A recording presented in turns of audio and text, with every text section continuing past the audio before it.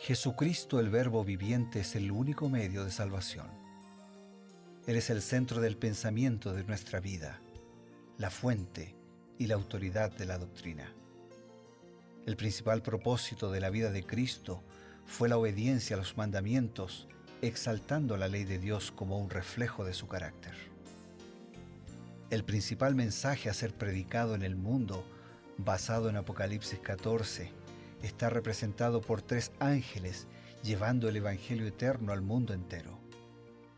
Este mensaje se basa en los encantos inigualables de Cristo y declara que la hora del juicio ha llegado y llama a obedecer los mandamientos de Dios. Mediante su palabra, Dios ha comunicado a los hombres el conocimiento necesario para la salvación.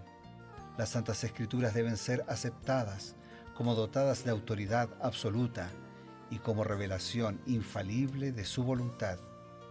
Y aunque el canon de las Escrituras inspiradas está cerrado, el Espíritu Santo continúa iluminando, amonestando y confortando al pueblo de Dios a través del testimonio de Jesús, el Espíritu de profecía.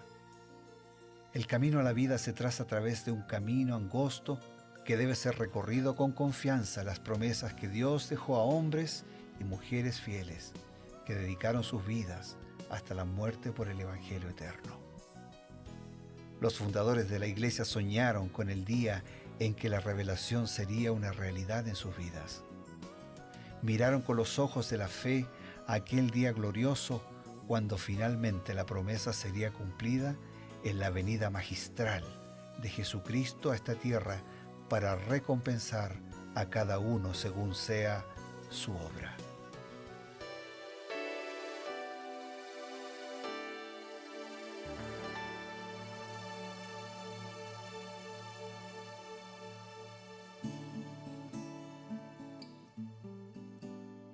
Bienvenido a su programa Creen sus profetas, un programa de nuevo tiempo diseñado para el estudio de la Biblia, complementado con el espíritu de profecía, los escritos de Elena G. de White. Creemos de que Elena White fue una escritora, profetisa, que el Señor llamó para un tiempo muy importante del proceso del pueblo de Dios, en torno al año 1844, que trajo como surgimiento el movimiento adventista, un movimiento que su mayor interés es predicar el pronto advenimiento de Jesús y la necesidad de estar preparado para ese momento tan importante, ¿no es así? Sí, creemos eso porque le explicamos las pruebas bíblicas y las condiciones que alguien tiene que reunir para ser considerado un profeta, porque sus dichos se han cumplido, porque sus dichos nos llevan a Jesús, porque están de acuerdo a todo el contenido de las Sagradas Escrituras y porque sus frutos también revelan ese contenido, los frutos de su vida, de su actividad, de su accionar. Así que la consideramos una mensajera del Señor, no para reemplazar la Biblia, sino para conducirnos a la Biblia. Muy bien, en ese contexto entonces vamos a leer Jonás capítulo 4, versículos 1 y 2. Aquí está el enojo de Jonás. Pero Jonás se apesadumbró en extremo y se enojó. Y oró a Jehová diciendo, ahora, oh Jehová, ¿no es esto lo que yo decía cuando aún en mi tierra? Por eso me apresuré a huir a Tarsis, porque sabía yo que tú eres Dios clemente y piadoso, tardo en enojarte y grande en misericordia, y que te arrepientes del mal. Yo no sé si está diciendo la verdad Jonás acá, pero me parece que más bien él quería escapar, no es que estaba pensando de que Dios lo iba a perdonar. Pareciera ser que arrancó nomás y después ahora dice, ve, yo sabía cómo... Él estaba como es, más preocupado en su estatus de profeta, ¿no?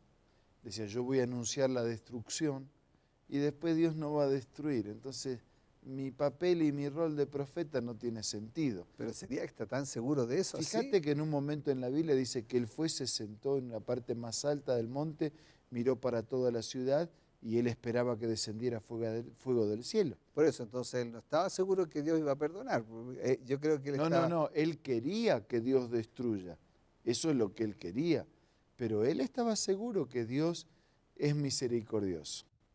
Fíjate, yo sabes cómo me lo imagino a Jonás cuando estaba allá en la montañita mirando la ciudad, si fuera con un celular de hoy, sacando una selfie, ¿no? Así él, su rostro y detrás una ciudad incendiada.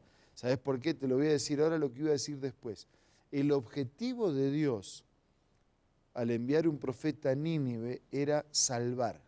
Por eso le dijo, tienen 40 días para arrepentirse. El objetivo de Jonás al predicar en Nínive era, serán destruidos. Señores, ustedes van a ser destruidos por sus pecados. Fíjate lo que dice Elena de White. Cuando Jonás conoció el propósito que Dios tenía de perdonar a la ciudad, que a pesar de su maldad había sido inducida a arrepentirse en saco y ceniza, debiera haber sido el primero en regocijarse por la asombrosa gracia de Dios. Pero en vez de hacerlo, permitió que su mente se espaciase en la posibilidad de que se lo considerase falso profeta. Celoso de su reputación, perdió de vista el valor infinitamente mayor de las almas de aquella miserable ciudad. Pero al notar la compasión manifestada por Dios hacia los arrepentidos ninivitas, Jonás se apesadumbró en extremo y se enojó y le preguntó, ¿no es esto lo que yo te decía estando aún en mi tierra? Por eso me precaví huyendo a Tarsis, porque sabía yo que tú eres Dios clemente y piadoso, tardo en enojarte, de grande misericordia y que te arrepientes del mal. O sea, Dios dijo, señores, si ustedes siguen en esto, se van a la destrucción. Pero si ustedes se arrepienten, Dios quiere la salvación, no quiere la destrucción. Si no, no les habría dado 40 días para la predicación y para escuchar un mensaje. Claro. Así que el propósito de Dios era salvar. En este momento el propósito de Jonás era cuidar su reputación. Claro, pero el mensaje es, en 40 días Nínive será destruido. O sea, no dice, si ustedes se arrepienten, no va a ser destruido. Dice, va a ser destruido. Sí, va a ser destruido. Pero Dios está amonestando y avisando que de persistir en esa actitud serán destruidos. Pero Dios no quería la destrucción. Sí, y ahora me queda más claro porque dice, yo esto lo decía estando aún en mi tierra. Lo que yo decía, es como si Jonás tuvo un diálogo con Dios y le dijo, sabes, yo no quiero ir porque tú los vas a perdonar. Y él dice, sí, vas a ir igual, aunque yo los perdone, si se arrepienten. No, es que yo te conozco, Señor, los vas a perdonar, no quiero ir, ¿para qué voy? Y finalmente dice, no voy, y no se fue. Sí, pero él también estaba con un mensaje equivocado. Yo insisto en esto, Dios no lo envió a avisar que Nínive va a ser destruida. Dios lo envió a advertir, a amonestar y a prevenir del juicio para que puedan ser salvos. Pero él estaba más preocupado en su estatus de profeta, porque había falsos profetas que anunciaban y no se cumplía. Entonces él estaba más preocupado en un anuncio que no se cumple que en el plan de Dios de salvar y rescatar a una gente que no merecía ser salva. Qué maravilloso. Tener ese Dios nos da tanta tranquilidad, ¿no? Jonás capítulo 4, versículo 9 al 11 ahora, lo último. Entonces dijo Dios a Jonás, tanto te enojas por la calabacera. Y él respondió, mucho me enojo, hasta la muerte. Y dijo Jehová, ¿tuviste tu lástima de la calabacera, en la cual no trabajaste ni aún la hiciste crecer, que en espacio de una noche nació y en espacio de otra noche pereció? Y no tendré yo piedad de Nínive, aquella gran ciudad donde hay más de 120.000 personas que no saben discernir entre su mano derecha y su mano izquierda, y muchos animales. Vos fíjate ese Dios que dialoga para que su profeta entienda, ¿no? Dice, Dios hizo salir ahí esa calabacera que le dé sombra, que lo cubra un poco del sol, y después se molestó. Dice, tú no hiciste nada por eso, pero te molestaste que se secó una planta. Y yo no voy a tener, dice, piedad por 120.000 niños, porque el niño es el que no sabe discernir entre el bien y el mal. Dice, yo no puedo tener una ciudad que tiene 120.000 niños. ¿A ti te parece que los grandes no merecen mi misericordia? ¿Y los niños que no saben lo que es bueno y malo? Para eso tampoco puede haber oportunidad. Dios quería dar una oportunidad a los adultos, claro, pero le estaba diciendo, pero también hay niños que necesitan una oportunidad. Entonces, a ti te compadeces de una planta y yo no me puedo compadecer de 120.000 niños.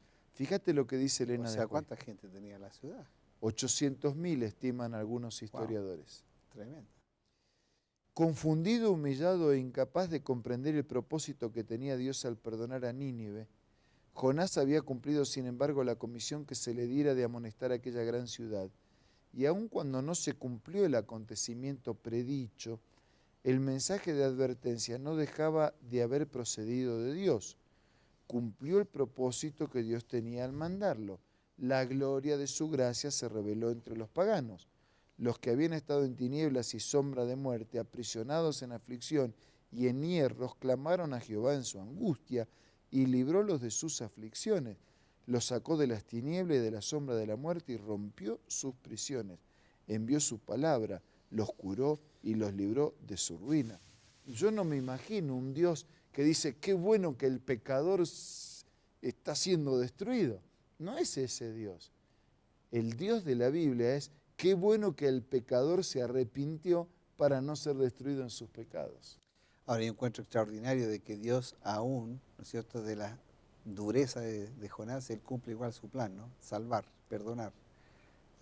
No tiene que ver con los... A veces los instrumentos somos más tropiezo para Dios que lo que correspondería.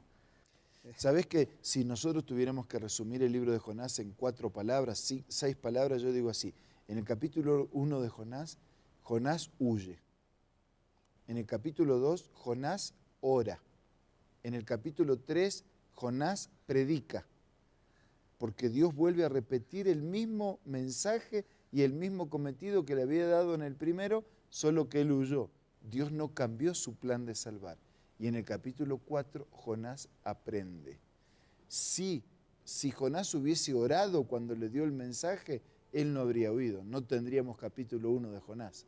Pero como la Biblia nos cuenta las luchas, las victorias, los aciertos, en buena hora que nos cuente, porque así somos amonestados a no repetir esa parte de la historia. Si alguna vez alguien le dice que usted no tiene esperanza porque sus pecados son tan grandes que no puede resolucionarlo, y aunque se lo diga un pastor, aunque se lo diga el profeta Jonás, no le crea, porque Dios es más poderoso, tiene más amor que lo que a veces nosotros mismos pensamos. Vamos a hacer una pausa, no se vaya, un pequeño consejo y estamos de vuelta en Cree en sus profetas. Hola amigos, hoy tengo una hermosa cita para compartir con ustedes. ¿Qué sostuvo al Hijo de Dios en su vida de pruebas y sacrificios? Vio los resultados del trabajo de su alma y fue saciado. Mirando hacia la eternidad, contempló la felicidad de los que por su humillación obtuvieron el perdón y la vida eterna. Su oído captó la aclamación de los redimidos. Oyó a los rescatados cantar el himno de Moisés y del Cordero. Esta cita se encuentra en el libro Hechos de los Apóstoles y puede ser parte de tu biblioteca personal. ¿Cómo? Pues te invito a que busques el aplicativo Elena G. de White en el App Store o en el Play Store. También puedes hacerlo visitando la página www.editorialaces.com.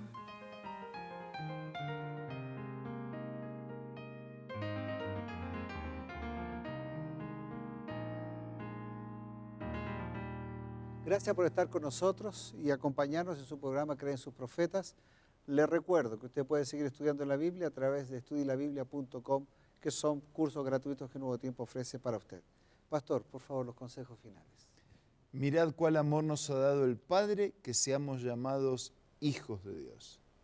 Aún los ninivitas, aún aquellos tan lejos y tan distantes de Dios, tuvieron su oportunidad. Usted y yo la tenemos todos los días, hoy una vez más. Vamos a aprovecharla. Ahora vamos a orar. Gracias, Señor, por tu amor que no declina. Gracias por tu amor que no desiste. Gracias por tu amor que persiste, que persevera, que nos busca para salvarnos. Señor, gracias porque nos has encontrado. Ayúdanos a no huir más de tu presencia. Ayúdanos a hacer tu voluntad y a cumplir con tu misión. Bendice a todos, lo pido y lo agradezco en el nombre de Jesús. Amén. Amén. Queridos amigos, muchas gracias por estar con nosotros y será hasta un próximo capítulo de Creen sus Profetas. Adiós.